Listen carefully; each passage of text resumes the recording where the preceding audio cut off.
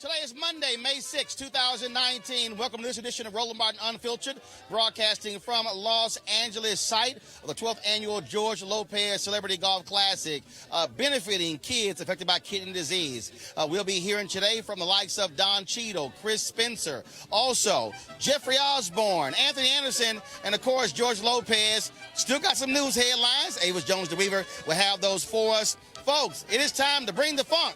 Roland Unfiltered from LA.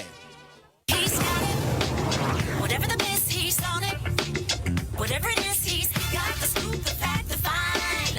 And when it breaks, he's right on time and it's rolling. Best believe he's knowing. Putting it down from sports to news to politics. With entertainment just for kicks, he's rolling. Yeah, it's Uncle Roro, y'all. Yeah, it's Roland Martin. Rolling with Roland now. He's funky, he's fresh, he's real, the best. You know he's Roland Martin now.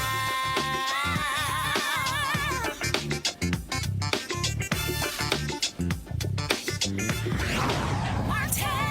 All right, we're here at the 12th annual George Lopez Celebrity Golf Tournament, here with the host, George Lopez. So for folks who don't know, I mean, what this foundation does, when you see these young kids, people think, oh, yeah, we're out here having fun, but this is also about the kids who you help who are affected by kidney disease. You know, there's a couple of great stories. I saw a kid that probably looked like he must have been 12, you know, and when he says, I want to be a doctor. And I was like, oh, when you grow up? And he goes, how old do you think I am? And I said, 12? He was 22. And he looked 12, and he doesn't have kidneys. He doesn't urinate. He does it through a machine that he's connected to. So when you see a kid who is optimistic and his health is not very good, it inspires you to want to keep helping kids. I saw this little girl who was very sick and put a wristband on me. She said, as long as you're wearing this, you'll never be sick. You know, so it's wild to see kids that are not well. A lot of times these kids are the ones in their family that aren't sick or the ones in the school, so they feel a little bit removed from everybody else. And that's what we did, and that's what my commitment to this foundation is helping. I'm going to start crying. And they go to camp, and they have a great time, and I've got a chance to meet them. We have the award ceremony afterwards, and they're just enthusiastic just for being able to live a life and have fun. Yeah, you know, the kids go to camp, and we also do a camp of their parents as well can come to the camp. The Painted Turtle, who, you know, a hole-in-the-wall gang, Mr. Paul Newman, the great Paul Newman, I met back east at a tournament, and his commitment to, you know, to all the Newman products that help all charity, that I decided to go and send these kids to the hole-in-the-wall camp, but it's called Painted Turtle out here. And it's an amazing camp. And every kid that goes there, if he needs medical treatment, every treatment that a child would need is at the camp, so they don't have to leave that camp. Well, see, that's why every year I tell them point blank that tell George, every Sunday and Monday, 1st in May, I'm going to be here, always be this man to support you and support these kids. Absolutely. Thank you. And the cart that we are in, the guy, tell him about this cart. There is an incredible artist who paints all around the world. His name is Alec Monopoly. He never allows you to see his face. He was a graffiti artist, started with graffiti artists during the crash in 2007-8. He started painting monopolies as a sign of financial distress in this country, and he just caught on as an artist. And he hand painted this golf cart. It's one of a kind, and it's got my sayings, it's got my colors, and I as a prince, every year I allow the king to use it. So I dropped the cart. So it's an irregular golf tournament because be bumping too. No, this thing bumps mad sounds, man. Right, they can hear this sucker in Nevada and Idaho. It's incredible. You do right. Best music that is played at my tournament is played from Roland Martin's piece. We're gonna go start the tournament. I think Eva Longoria hits the first ball. Well, we definitely got to see that. As tradition holds, the first ceremonial tee shot will be hit by someone we all know and the world loves. If you would please put your hands together for the very incredibly beautiful and talented and supporter of kids all around the world, Eva Longoria.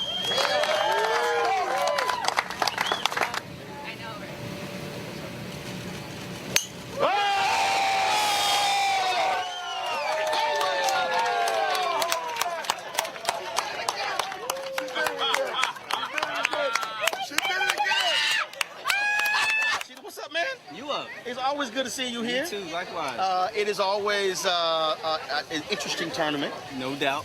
And I tell people all the time, people ask me, oh man, how is George Lopez golf tournament? I said, it's very colorful. Very colorful. If you remember it, it's an amazing thing. You don't always remember it. You always remember it. I always remember it because I don't drink. And, we don't always remember it. Right. And I also always have video evidence and proof. Correct. So folks like, what the hell happened? Oh no, we had a ball. Yeah. Press play. Yeah, you can show it. Yeah. I don't have that luxury. I get home and wifey was like, how was it? I'm like, I think it was okay. Now the first year, it had rained big time, and they made us walk. Yeah. And that was That's bad. That was rough. That's real rough. I mean, I don't walk when it's nice weather outside. You gotta walk in this mud. I felt like it was a prank. Yeah, because I literally said, "Oh no, we're driving," and I got you because I was interviewing you. He went, "No, I think we're actually walking." Yeah. And I was like, "Serious?" Like, yeah. Like, well, let me put this camera away. Right. I'm like, I got got camera, I got band. I said, I got 3-4 cameras. Yeah, no. All this sort of stuff.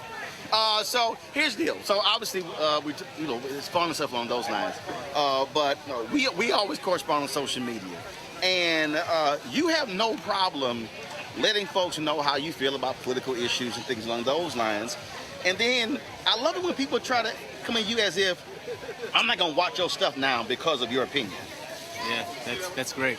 I'm like, you weren't a fan to begin with. You know what I mean? It's like if you're gonna dip off because of someone has a different opinion about how you feel about politics, how you feel about race relations, what have you, I don't really count that as a real fan. You know what I mean? So I'm cool with people expressing their, you want to vote with your dollar. That's fine. I don't really mind that. You know, it's not required that everybody be down with what I think or down with what I put out into the world. And that's what we have. We have the right to express ourselves. Correct? Our First Amendment. Now I use this a lot of time in my speeches, and it is not a diss at all on George Clooney or Brad Pitt or guys like that. But I always say, it drives me crazy when I know the stuff that you've done on the continent of Africa and other places, and it's as if for mainstream folks, as if you don't even exist. And I always say, guys, look, there are other people who are doing some amazing things who are black, other than a couple of white guys. And again, not a diss on them, but that's also why I say, our media matters, because that's important to be highlighted, not just you in the movie, but literally the work that you do helping folks around the globe. Well, that's why I'm, always appreciative of what you do and how you show up for us and how you make sure that you put us on and people make people aware of those things. Because it's all fun. The Tinseltown and all this stuff is fun, but really, when you have this platform and you are able to bring attention to the people that need it and the people who've been doing the work long before we got into the space, long before I was a part of that. That's what's important, and that's when you really are able to use your celebrity for what it's good. What's up, champ? How you doing, bro? Absolutely. What's going on? What's going on? Of course, Oscar De La Hoya right there. So we're just sitting there chatting. Just walks by. But again, that to me, that really is important, because also the public needs to know and understand that that the work that you do, when you go out and you are in these countries and you're seeing these young folks and you're talking with these presidents and these other leaders, that's also important on the continent, because this is, of course, the year of return, 400 years. There's 29 Africans arriving in Virginia. And folks there also want to see us to say we need to have a relationship, a connection, and working together. Yeah, and again, that's why I'm always thankful of what you do and that you make that a priority, because we do need to show up in that way, and we do need to take advantage of what we have and try to come together and create a stronger voice. We always are stronger, together, and always have more impact with unity. So that's definitely the goal. Don Cheadle, brother, always good seeing you, man. Come on, always love your work, and we're going to have a little fun out here. Yeah, let's do it. In our ninesome. Yeah, we got a big group, bro. We got a big group. It was like a wedding group. If we can't win this year with all the erasers on our team, then we don't deserve to win. All baby. See you out there. All right. Again, folks, that's Don Cheadle. You, of course, be sure to support him on social media and all projects that he has covered up as well. All right, folks, right now I'm going to toss this thing back to the studio. Avis Jones-DeWeaver, she's there with today's headlines. Avis, take it away. Thanks, Roland. In today's news, the new National Rifle Association President Carolyn Meadows has dismissed Representative Lucy McBath's congressional win, saying it was because of her minority status. She says, quote, "It is wrong to say, like McBath said, that the reason she won was because of her anti-gun stance. That didn't have anything to do with it. It had to do with being a minority female," end quote. She completely ignored the fact that McBath ran on a platform inspired by the shooting of her son, Jordan Davis, who was killed for playing his music too loud. Representative McBath fired back on Twitter saying, "Hi, NRA, it's time we clear something up. I won this race because after my son was senselessly murdered in 2012, I stood up to do something about it. I knew it was the time to fight back." Following up on a story we reported on Friday, Tennessee House Speaker Glenn Casada's top aide admits to using cocaine in the legislative office building before he became chief of staff. This comes just days after it was revealed that top aide Cade Cothran sent racist text messages that included racial slurs and other derogatory remarks about African Americans. Speaker Casada says he knew about the drug use and he's standing by his chief of staff. We'll keep you posted on this story. In Georgia, Mayor Teresa Kennerly of Houston is under fire for allegedly withholding a job candidate for consideration for city administrator because he's black. Houston is nearly an all-white community 50 miles outside Atlanta, and the mayor reportedly told a member of city council that she pulled the resume of Keith Henry from a packet of 4 finalists because he's black, and the city isn't ready for this. Mayor Kennerly denies making that statement. And beauty pageant history has been made. For the first time, Miss America, Miss Teen USA, and Miss USA are all black women. Chelsea Christ won the Miss USA contest, Kaylee Garris won Miss Teen USA, and Nia Franklin was crowned as the 2019 Miss America in September. We've come a long way since Vanessa Williams back when she won Miss America back in 1984. And finally, there's a new black baby in the kingdom. The Duke and Duchess of Sussex, also known as Prince Harry and Meghan Markle, welcomed their first child today. A little boy and is the first interracial baby in the British monarch's history. This newborn is 7th in line to the British throne behind Prince Harry. Congratulations to the Duke and Duchess. Now let's go back to Roland at the George Lopez Golf Classic. All right, it's time for us to go on out there. Let me ask you real quick here, because a couple of quick questions. It's always good to see you here at the George Lopez Golf Tournament. But before I get to the George stuff, we got blackish, we got grownish. What's the new with mixish? It's something. Bowish, mixed-ish. I mean, but you also a show creator. So that also means that you're now getting multiple show checks? Well, I am getting multiple show checks. I have to correct you. I'm not creator, just the EP. Okay, got it. It's the EP. But yeah, multiple checks. Absolutely. Yes, sir. And so you thinking, are you right now thinking of other issues that you can do? Oh, yes. I mean, because you're about to turn into the Dick Wolf. You know, it's like every ish that's out there, I want to have a part of. Like all those Law and Orders. Yes. Yeah, there were 3, and we got 3. I think there were like 8 different Law and Orders. Well, there was SVU, there was Criminal Intent, and there was the mothership that I was on, Law and Order. No, was it? Because it was another one, like 3 or 4. Right. And then the LA, Law and Order LA. It was just so you and Kenyon sit around and go, okay, maybe we can do just come up with different issues. You know, we did, but before Blackish was on the air, we sat up and talked about how we wanted it to go. And as who said this in the movie? I love it when a plan comes together. Jack Nicholson. Absolutely. I love it when a plan comes together. together. But see, here's what I love, because you and I talked about this. All of the people, who the hell is this Blackish? They were dogging the name, dogging the show, hadn't seen nothing. Right. And now you working on a third show. Hadn't seen any content and was taking the title out of context. But you know, you look at us now, 6 seasons in, 2 spinoffs after the original, so can't complain, baby. Also, we got to talk about my namesake, my fictitious daughter, Marseille Martin. Yeah. Dude, executive producer. The movie Little was absolutely hilarious. Again, giving Next Generation a shot. Now she's doing her thing. Yes, I mean, you know, I knew she was special when, you know, she came into the room to read for the show.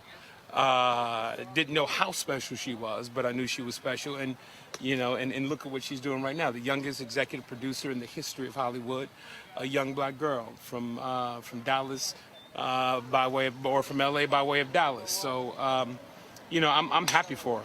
I told her, you know, first episode, first season, that she was going to take care of me when I got older.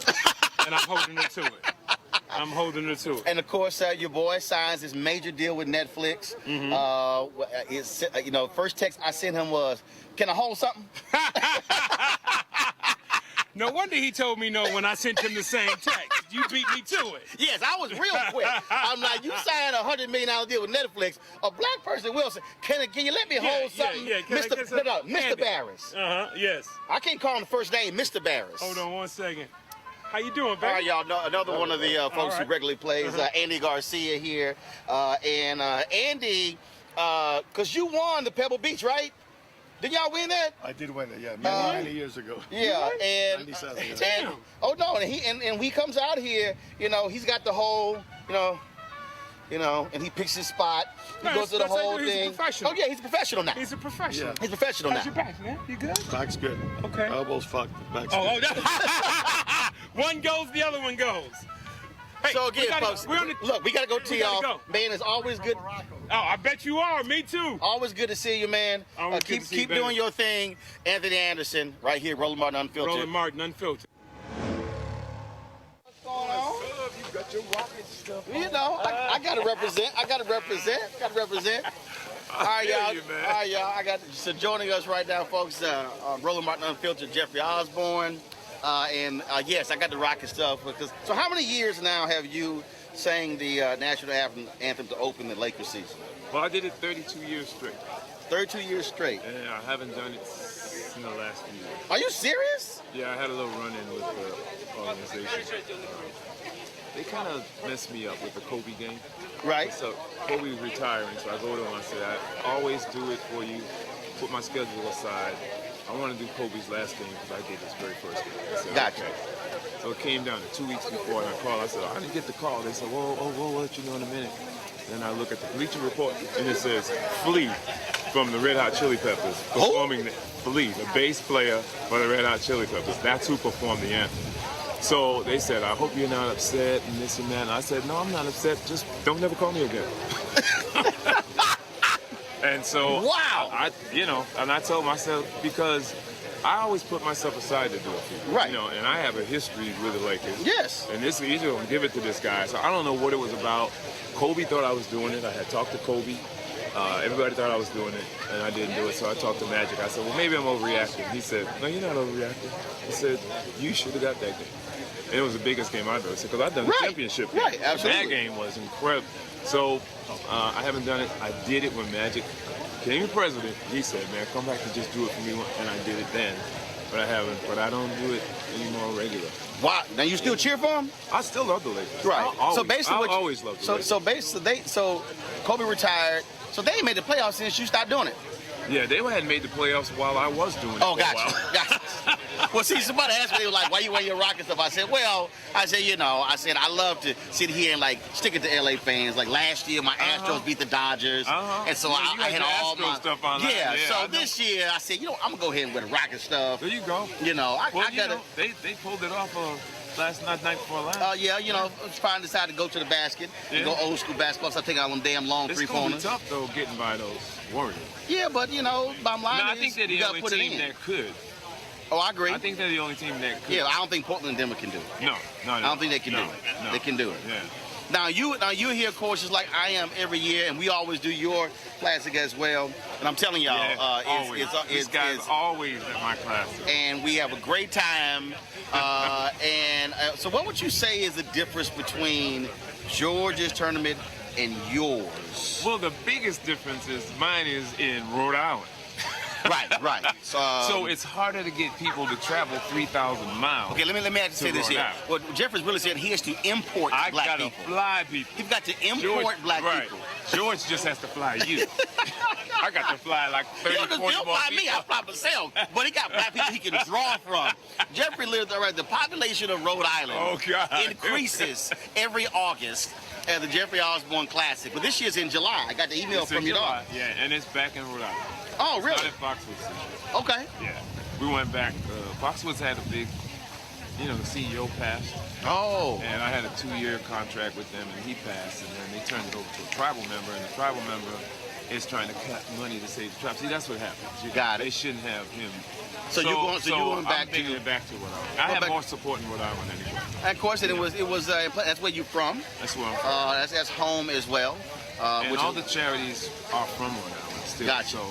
So I'm going to bring it back to Rhode Island. And that's the thing that people don't realize. One of the reasons, and again, people watching, they may be thinking, well, we're just talking about, golf with it. But the reality is, you have kids who are directly impacted by the money raised from this tournament and your tournament as well. Right, exactly. And that's what it's all about. It's about, I feel better going home and giving back rather than being here. So everybody has a tournament in LA. So for me to go back home, it definitely has more impact for me, and it's nice to be able to give back. It's something my mama taught me. And last year, we did not have the softball tournament because you literally were causing a whole bunch of people to have to go to rehab. There were some injuries. Yeah, some.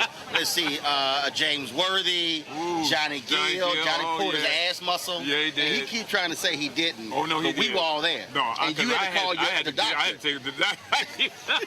Yeah, Johnny Gill pulled his right ass muscle. Yes, he did. Because he wouldn't stretch before the softball. Right, exactly. So now, what is the bowling? No, we did bowling last year. We're not going to do it anymore. We're just going to have the comedy show this year. Right. Comedy show and then the welcome. He trying to make sure nobody get injured. Yeah, because they probably injured shoulders playing bowling. They're doing bowling as well. Now, follow you on Instagram. You did all kind of touring, but did you also drop a new project? It's been a year almost now since the new project was out. Right? It's called Worth It All. Worth It All. Yeah, exactly. Now, I got to ask you this. This will be the last question here. Is it hard though to have so many hits and your fan base wants to hear just the hits, but you're still an artist who wants to put out stuff? Like the OJs just dropped their last studio album, and it's a new album, and so an artist, you still got stuff that you want to do that's new. That's right. But I always feel that doing too much new stuff loses an audience, because they came to hear your hits. So I hate to go to a show and some artist does their whole new album. No, you're right. So I may do 1, 2 at the most from the new album, but I try to give people what they came for. They came to hear the hits. All right. Jeffrey Osborne, always good to see you, baby. Oh, I mean, that was a fun out here. Oh, yeah. All right, we'll do the woo-woo out there. Appreciate it, baby. All right, now. Yeah, Jeffrey Osborne there, folks. Again, lots of folks who are here at the George Lopez 12th Annual Celebrity Golf Classic. Going to go to another break right now, and we'll be back right here. Roland Martin Unfiltered. Back in a moment. Roland Martin Unfiltered, youtube.com/Roland S. Martin. And subscribe to our YouTube channel. There's only one daily digital show out here that keeps it black and keep it real. It's Roland Martin Unfiltered. See that name right there? Roland Martin Unfiltered. Like, share, and subscribe to our YouTube channel. That's youtube.com/Roland S. Martin. And don't forget to turn on your notifications so when we go live, you'll know it. First and foremost, this is what I try to explain to people that's a little bit different about this tournament. Normally when you play golf tournaments, you have 4 to 5 people in a group. Right.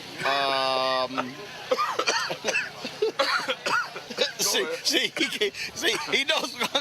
This is, you might have 7, 8, 9. You might see less people in Earth, Wind, and Fire than in these golf groups. Yeah. I mean, that's what's a little different about this Last tournament. time you played with George, you were in the first group, I remember. Yeah, and it was a 9-some. At least.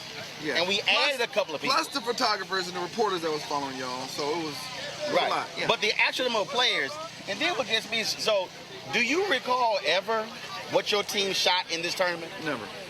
I know we've never won. I mean, they keep asking me, and I'm going, I don't know. Yeah. Because this is not actually about winning. No, it's about the camaraderie, the food, the after party. Right. And getting to see people who are on TV. that you don't get to see. I get to see this dude 2 or 3 times a year, so it's great that, you know, he brings this tournament. He has this tournament. He gets to bring all of us together. And definitely get to hang out. And then when you talk about, of course, the other difference is normally golf is quiet. Oh, yeah. Normally it's shh, hush. Not here. No. It's don't expect it. No, it's extremely loud. It should be extremely loud golf. It should be extreme golf. Now let me tell you something. So I was here. I guess it was about a year and a half ago, and Chris, Buddy Lewis, myself, we decided to go play golf.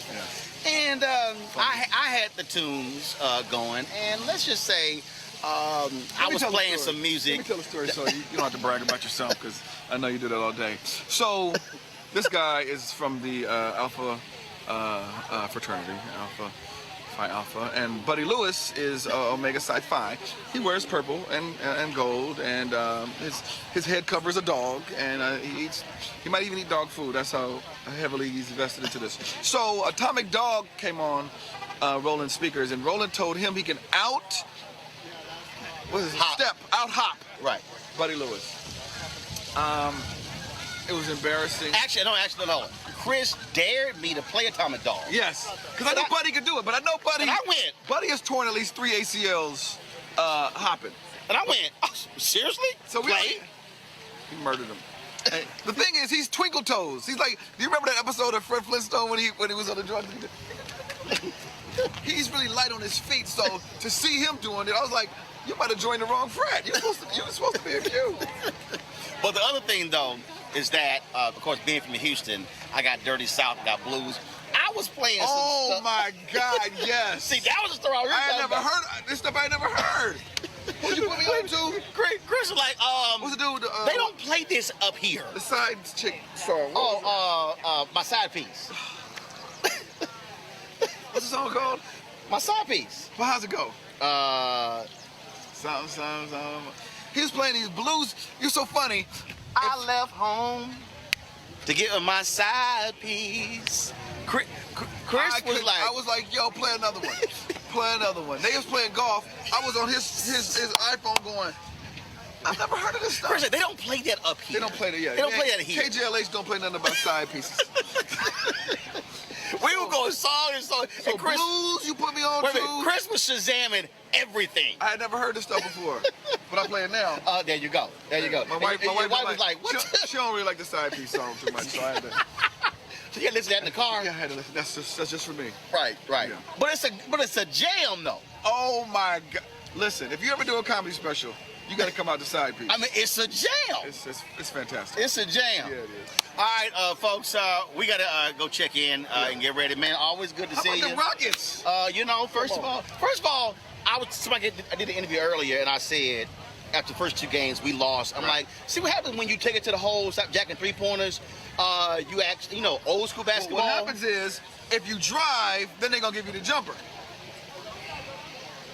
And if you shoot jumpers, they're going to let you drive. But if you refuse to drive, they're going to say, he's off, let him shoot. Right. And if you keep missing, guess what? Long rebounds, fast breaks. And especially against them. Right. Yeah. So they changed it up. Yeah. Went old school in game 3, won. I'm just saying, I literally text Mark Jackson when he's commenting in the game like, yo, damn it, can they take it to the hole? And here's why I do that, because folks sit here and go, man, how you be sitting and texting Charles or Kenny, and I'm like, because Negroes text me when I'm on television. Trump ain't, look, say this. Right. I'm one of them. So my deal is like, if you're going to hit me, I'm going to hit you. All right, y'all. Chris, we about to go get ready. Of course, that's another one of them. I forgot that little fraternity you in. So, all right, Chris. All right, folks. Again, we're here at the George Lopez 12th Annual Celebrity Golf Classic. Got to go to a break right now. I'll be back. Roland Martin Unfiltered. You want to support Roland Martin Unfiltered? Be sure to join our Bring the Funk fan club. Every dollar that you give to us supports our daily digital show. There's only one daily digital show out here that keeps it black and keep it real as Roland Martin Unfiltered. Support the Roland Martin Unfiltered daily digital show by going to RolandMartinUnfiltered.com. Our goal is to get 20,000 of our fans contributing $50 each for the whole year. You can make this possible. RolandMartinUnfiltered.com. All right, John, so let's talk about Camelot's End. So for a lot of people who are not political junkies, look, they know Carter was president, then, of course, ran against Reagan. He lost, and people said Carter was a horrible president. And so what really were you trying to achieve with this book? I did not, Roland, set out to write this book to tell a lesson, to like impart some, to impart some lesson to people. I really was attracted to it because I thought it was a great story. And I know that sounds maybe a little hokey, but I was born in '77, 3 years before all this went down. And I heard about this story back in 2013. I was at a Democratic meeting here in D.C. I ran into two operatives who were at the convention in 1980, which is the photo on the cover. And they tell me the story about, hey, Jimmy Carter, on the last night of the convention, was chasing a drunk Ted Kennedy around the stage on live national television. Right. And I said, really? That happened? And so it was just a series of moments where I just thought, wow, that really happened. And actually, a few minutes after I heard that story, I ran into Anita Dunn, who worked she was a young person in the Carter White House at that time, went on to become an advisor to Obama. And she told me about how this whole fight divided the Democrats throughout the 1980s and into the 90s. And so I thought, okay, there's a lot of really interesting stuff there that we don't know about 1980 or we don't focus on because everybody just talks about Ronald Reagan. Right. And there's some historical scope there. And as I got into it, I realized, okay, 1980 was the point at which the Democratic coalition that had kept them in power as the dominant party since 1932 and the New Deal until basically 1980.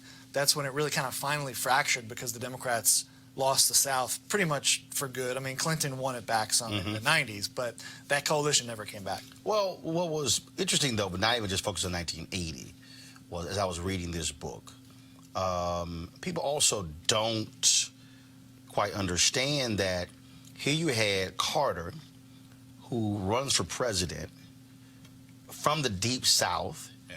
You're just coming out of the Black Freedom Movement, the Civil Rights Movement. Yeah. And so which I had not really understood before, was Carter appealing to racists, appealing to that George Wallace wing of the party to ensure that he got elected governor, but then also having to still appeal to them to be elected president. Yeah. Yeah, so in 1966, he runs for governor and loses. He ran as a moderate on race in that year, and 4 years later, he had learned his lesson. And in 1970, he runs for governor of Georgia and runs a campaign that in some ways overtly appeals to the George Wallace white supremacist vote, and in other ways, he kind of looks the other way, as some of his operatives put out flyers showing Sanders, his opponent in the Democratic primary, getting champagne poured over his head by a black member of the Atlanta Hawks. And Sanders himself, who was the former governor, said, this is them trying to make me look like I love African Americans. And he didn't use the word African Americans. And so, what's really interesting about the difference between 66 and 70 is the fact that Carter had a spiritual awakening in the wake of 1966.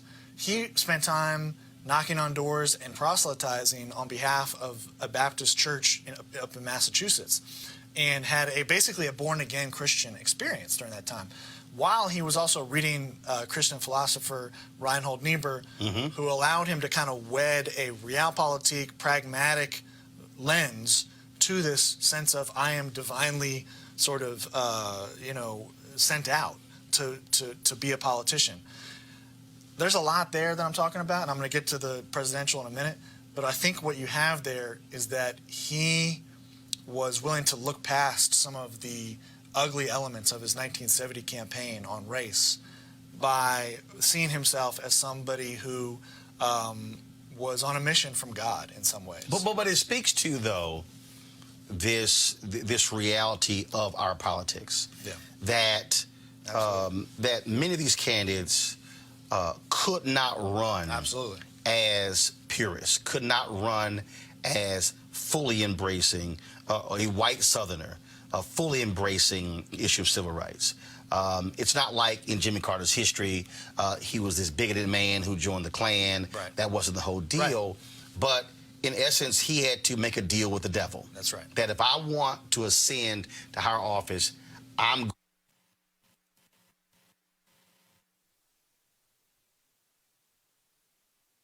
It's going to be another white guy who will.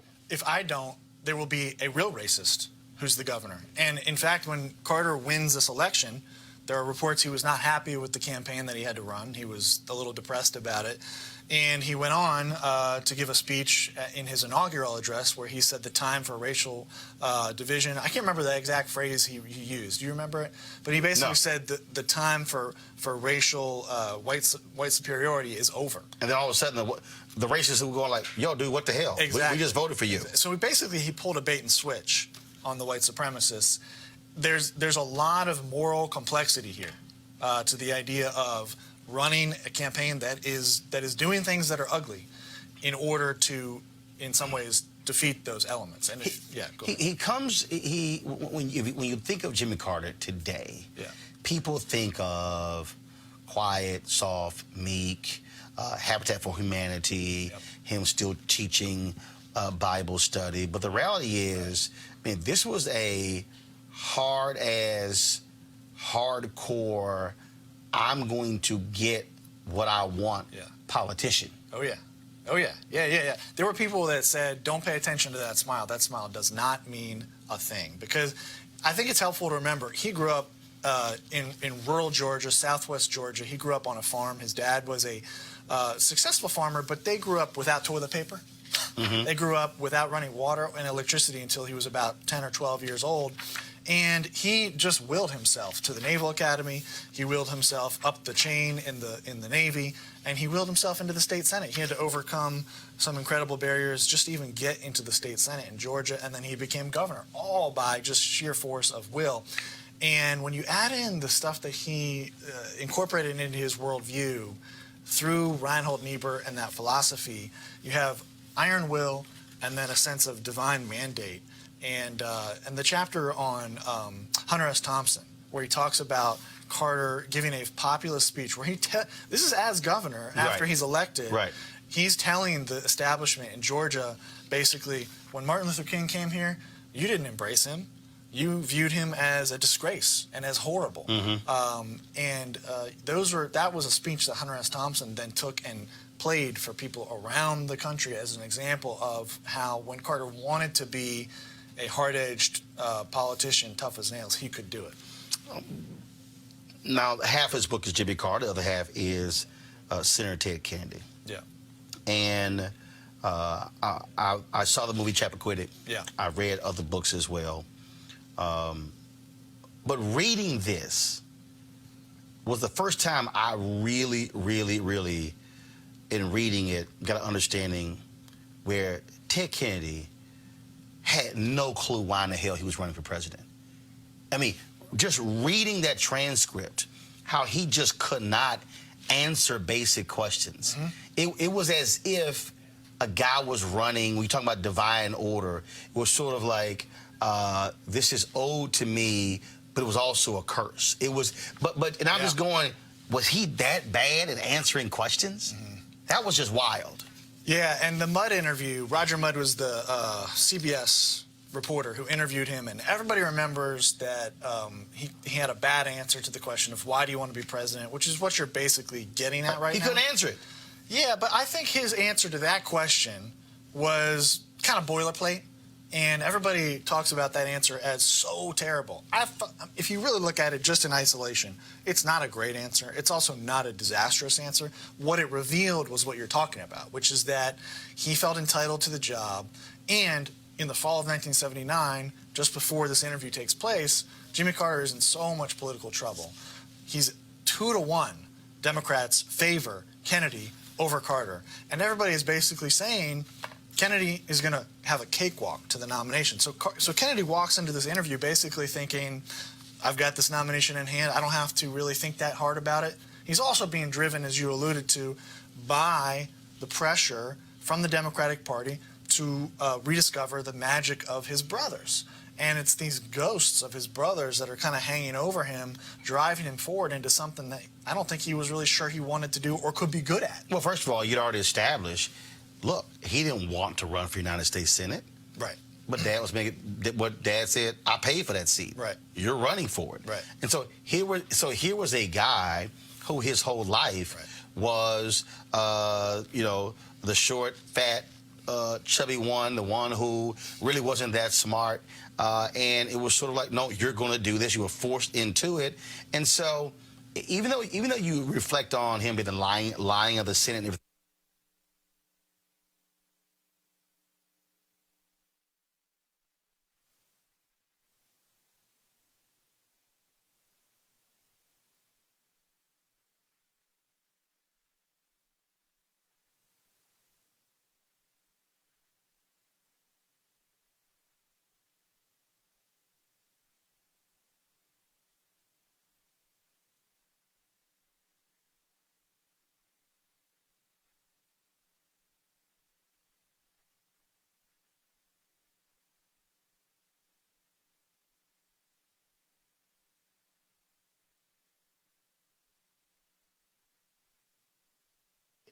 Because as long as he does that, the other guy will look like a jerk and he'll kind of walk to the nomination. That's sort of a paradigm for a lot of his career. He just had to show up, and even if he got ripped to shreds, like, he would kind of get there by virtue of his family and the name. And you look at that life of doing something that you're not really sure you want to do. That had to be part of why he was troubled with alcoholism and a lot of misbehavior in his private life. And it was stunning to see how these two just did not get along. Yeah. And how you get this one figure who was this devout Christian, and then I'm sure he's thinking the person I'm talking to is just the paragon of evil. And then Kennedy is probably thinking, I got this self-righteous SOB who thinks he knows what's best. Right. And they just flat out did not like each other. Yeah. Yeah, and it's funny because Carter's self-righteousness still is a problem for him today. I was just talking earlier today with Jen Palmieri, who was an advisor to Clinton. We had a long conversation about a number of things, but we ended up talking about this book, and she said all of the ex-presidents really don't like Jimmy Carter. Obama, both Bushes, Clinton, none of them like him because of his self-righteousness. And that was part of why Kennedy didn't like him. Kennedy also probably just thought, I mean, we have information that tells us this, that Kennedy felt like he was out of his depth and he didn't know what he was doing. And he was he was wrecking an opportunity for Democrats to take the country in a positive direction at a time when the country really badly needed leadership. Well, it's hilarious to me, though, when you say that, because even though Carter was very hardcore politician. Yeah. I've often said that Democrats have made a mistake by pushing Jimmy Carter to the side. Yeah. I've always believed they made that mistake because here is someone who has had an amazing post-presidency, a person who can offer a vision that is not necessarily driven by politics. Yeah. And I'm going to get to a second where the issue of character came up. But really somebody who can issue a clarion call where self-righteousness is important. And I think if you look at Clinton and Obama, your Democratic presidents, I think you look at folks who were deal makers, individuals who didn't necessarily have that. And I think his faith is a huge part of it. Oh, yeah. So I don't understand how you have a Democrat who was former president, who's a strong evangelical, and you don't use him. Yeah. I'm sorry, it's the dumbest thing in the world to me. I've never understood that. I agree. I think we do a disservice to ourselves when we talk about Jimmy Carter in such a one-dimensional way. We've touched on his weaknesses, but as you mentioned, his post-presidency has been remarkable. and exemplary. And he's done an incredible amount of good. And I think when you even talk about it in terms of electoral, pragmatic politics, let's look at 2020. Let's look at, you know, you and I have talked about this. Are there Trump voters out there that could go for a Democratic nominee? That's open to debate. But I would say that the way that Democrats have been positioning themselves on abortion of late is reducing the number of people who are in that pool of people who voted for Trump that could vote for a Democrat. Because let's face it, I grew up in a family that was largely apolitical, largely white evangelical fundamentalist, and our lack of political involvement was augmented by one issue: abortion. And that shaped our political worldview. Now, I've done a lot of work over the last few decades to become aware of the full world of politics, and I've had a lot of experience in that. But I still talk to family members who are in that world, and they're not like in the hills of Kentucky. They live in Montgomery County, Maryland, 30 miles north of here. So I think that's one issue where the Democratic Party has not done a good job on faith. And here's where I think it comes in. And in fact, in reading this, I said anybody running for the presidency today who's a Democrat should actually be using this playbook. Here you say, Carter and his advisors discussed the need for moral leadership in the country in the wake of the Vietnam War. And then as you continue, he talks again about the idea of moral leadership with Nixon, the issue of character. Yeah. I read that, and that's in pages 83 to 89, and what jumped out at me was I said, if I'm running for president right now, that is exactly how I'm going to frame it with Donald Trump. That it's not even really about what you lay out here. It really wasn't even about Carter laying out, these are my policy, this is where we need to go. What he was saying is, after Nixon, character matters in the Oval Office. Yeah. And I absolutely saw, I was just reading it, I could literally hear a candidate in 2019, 2020 making the same argument saying, sure, you can say, oh, God, I've got a great tax cut and this, that, and the other. Yeah. But this man does not have the character to be president. Yeah, and you know, it's an open question whether that's going to happen to me, because Priorities USA, they're a huge Democratic group. They just put out a huge polling memo this week saying we've got to focus on the economy. I agree, the economy is a big deal. See, I think they're wrong. I think, see, this to me is where, again, if you take the self-righteousness of Jimmy Carter, yeah. You've got independents who are completely turned off by Trump's tweets, the sucking up to North Korean leader, all that sort of stuff like this. This is where you can make an argument that's not policy, that's not partisan, right? That's not left, right, red, blue, right. That's not south, north, east coast, west coast. The argument is simply, we need to return to a day where you actually trust what the president says. Yeah. Return to a day where you wake up and you don't have to ask the question, is he lying today? Where you don't have literally fact checkers going, he's about to approach 10,000 lies in this presidency. I think, again, if they read just those 6 pages and they read how Carter saw the country, I do believe where we are right now is a character, moral leadership question. Here's where I think the Democratic Party might have a part of a challenge in getting to what you're talking about. Their coalition is two big constituencies in the Democratic coalition are upper educated, suburban whites, and African Americans, right? The African American community has a long history of deep, sincere faith, largely Protestant Christian. Younger generations, maybe a little less so, yep. But largely still that's a big flavor of the African American community. The upper educated white suburbans, increasingly not as much religious. And so I think there's a challenge there for the Democrats. So that's why I think it's split, though. Yeah. I think when you make the character argument and the moral leadership argument, you're not making a faith argument. Okay. What you're making is an argument that return to an America where you want your child to be proud of who is president. Yeah.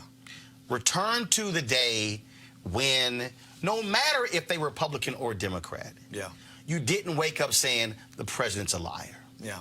Return to the day where it did matter if the president slept with a porn star. See, I'm not making a faith argument. Yeah. I think what jumped out at me was, if you're making a moral character argument, I think what you're saying to America is, we've got to get away from what you guys did, and that is, damn a strong president of moral character like Obama, and let's elect a heathen. And I think Republicans are embarrassed by this guy. Oh, yeah. I think certainly independents and Democrats, women as well. I just think if Democrats try to make this a complete policy deal, you're losing the piece where people say, yes, I appreciate the tax cut. Yes, I might like this.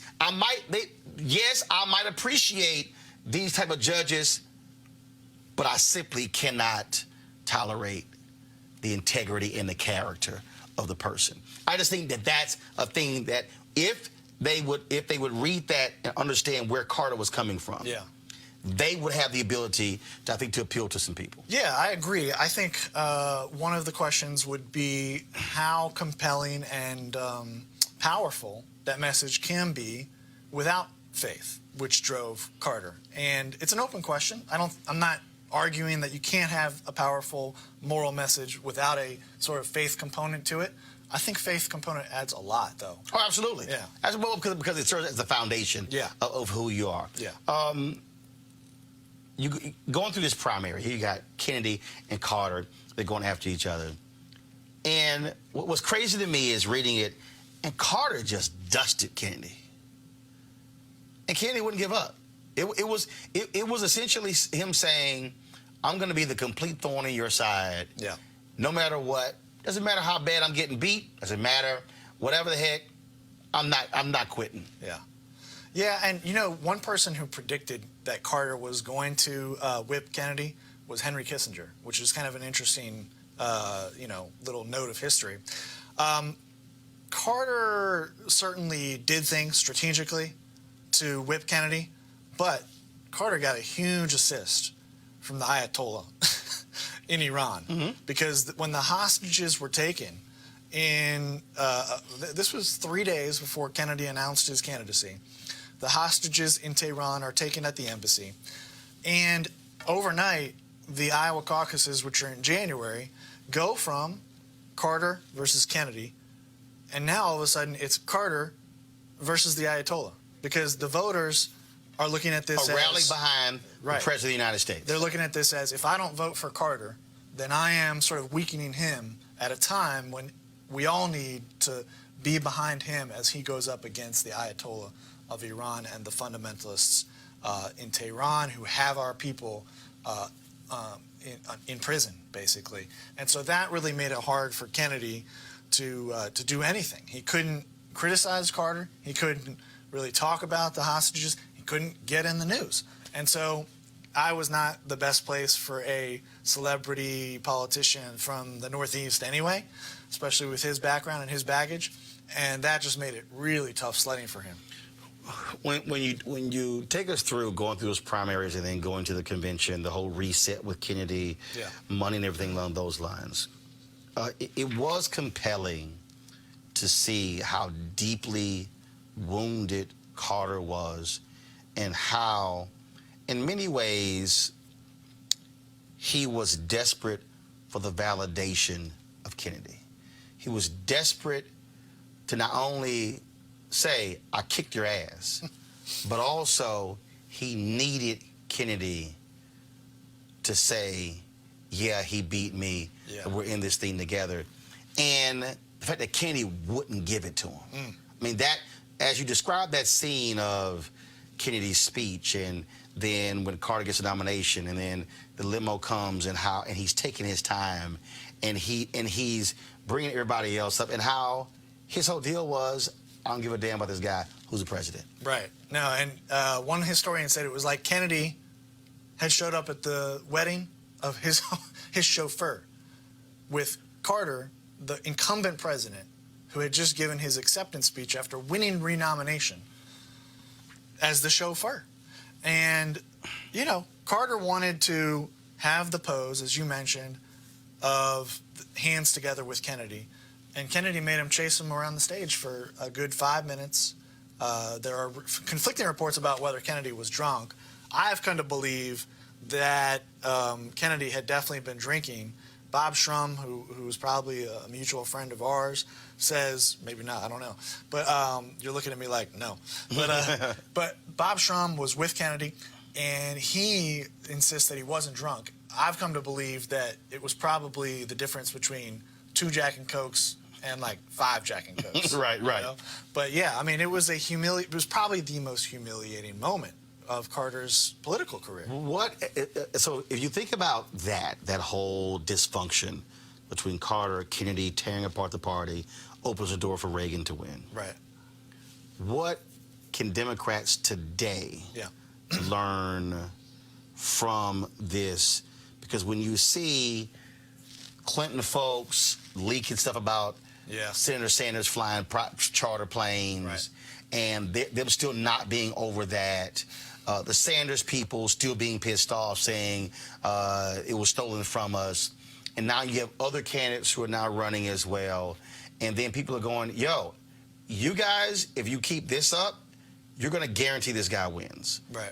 What do you think Democrats today, not just people who are running, but actual voters, what should they learn from what the craziness that happened between President Jimmy Carter and Senator Ted Kennedy? Well, I think there's different lessons for voters, and there's different lessons for Democratic operatives. For the operatives, you're kind of getting to it. There's a difference between really aggressive, robust debate over where the party should be, where the country should be, the qualifications of the candidates, all that. That's all fair game. It's when you start playing dirty that you're probably crossing a line, and it's where you're putting the desire to win ahead of the good of the party and the country, maybe.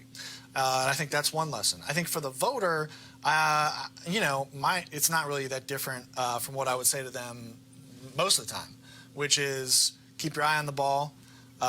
You know, I don't think you really need to read too many stories about which operatives are signing up for who.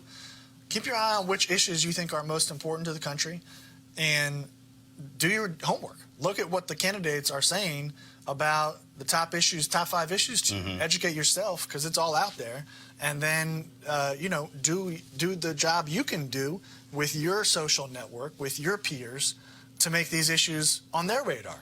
Was it surprising to you that these two never really made up? Not really. The thing that did surprise me was that when I interviewed Carter, I asked him if Ted Kennedy ever kind of got redemption. And he made a comment to me that indicated that he had come a little ways from where he was in the past. Because even 8 years after that election, he couldn't say anything nice about Teddy Kennedy at the '88 convention. But he said something really nice about Ted Kennedy. He said, I don't think he needed redemption. I think he was one of the greatest senators who ever lived. And that was a pretty... I don't think he could have said that 10, 20 years ago. I still think it's amazing when you think about the political grudges and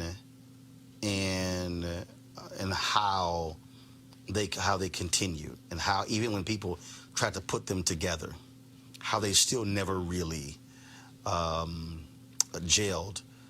And to me, the mistake in that is there's something bigger than you as an individual and your individual rivalry. That when you think about your stars in your party, that's where you say the good of the country must be better than our personal pettiness. And I think that that's one of the things that I think resonates today. And that is, You can be pissed with the last election, Right. but it's the last election. Yeah. It's over. If you didn't win, you didn't win. Okay? In the case of Carter, you won, but you won the primary. But you were severely wounded as a result, and you won the biggest thing of all, which was the presidency. For Democrats, you were angry and pissed off at Jimmy Carter because he didn't do this and didn't do that. But what did you end up getting? 12 years of Republican rule. Right. Ushered in the moral majority. Right. Ushered in Newt Gingrich taking down Speaker of the House Jim Wright, taking over the Republican Party. Yeah. And so to me, the lessons are be very careful who you try to take down today, because you can be taking down a lot more than just that person. Yeah, I mean, I don't. You've definitely. We've both been around long enough, I think, to not be super surprised by the fact that people's egos can override their better judgment, right? I mean, it's just human nature. I think it speaks to the amount of character that's actually needed to do what you just described. The character is needed in the candidate, and the character is needed in the staff. Because you might have a candidate with character who's got staff saying, F that guy. Yep. But if you've got both character or candidates and campaign staff with character, you can do the really hard thing, which is to overcome your own personal squabbles. But it's hard. It's hard.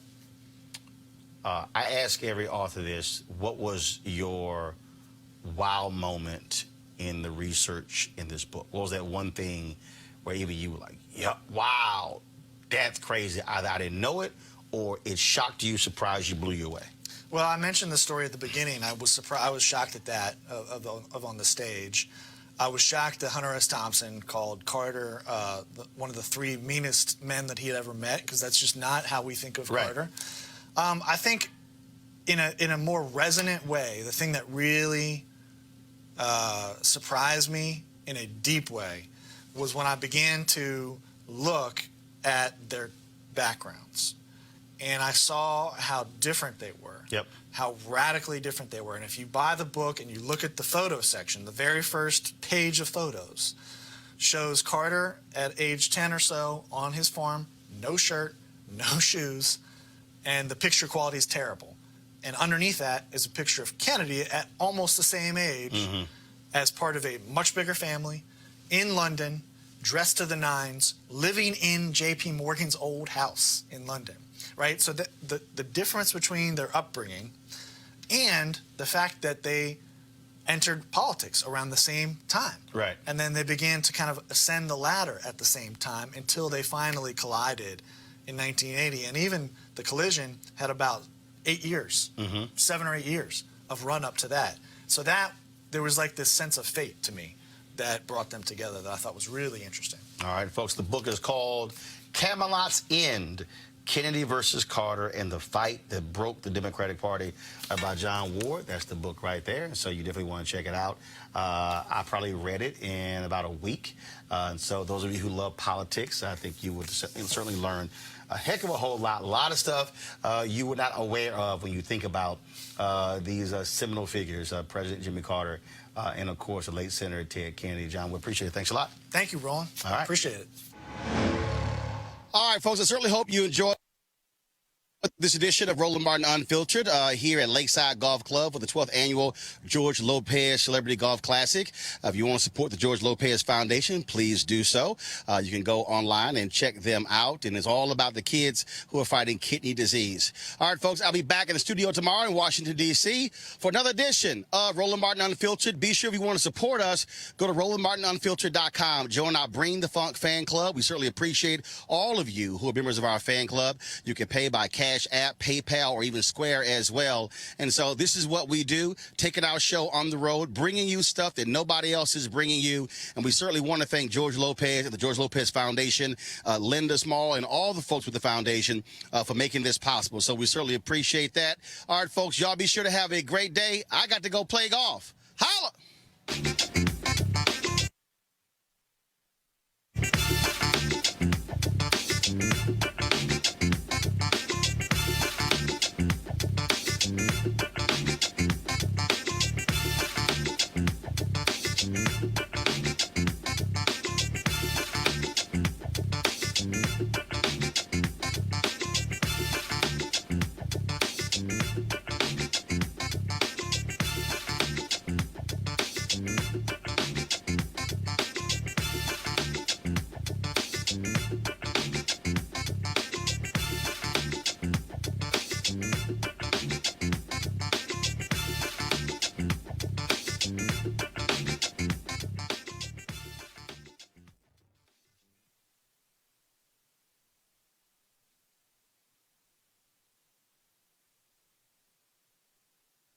Hey fam, want to check out Roland Martin Unfiltered, the blackest show on all of digital, cable, and broadcast. Check out our audio podcast. There's only one daily digital show out here that keeps it black and keep it real. It's Roland Martin Unfiltered. Press play. You want to support Roland Martin Unfiltered? Be sure to join our Bring the Funk fan club. Every dollar that you give to us supports our daily digital show. There's only one daily digital show out here that keeps it black and keep it real. It's Roland Martin Unfiltered. Support the Roland Martin Unfiltered daily digital show by going to RolandMartinUnfiltered.com. Our goal is to get 20,000 of our fans contributing $50 each for the whole year. You can make this possible. RolandMartinUnfiltered.com. You want to check out Roland Martin Unfiltered? YouTube.com/Roland S. Martin. And subscribe to our YouTube channel. There's only one daily digital show out here that keeps it black and keep it real. It's Roland Martin Unfiltered. See that name right there? Roland Martin Unfiltered. Like, share, and subscribe to our YouTube channel. That's YouTube.com/Roland S. Martin. And don't forget to turn on your notifications so when we go live, you'll know it.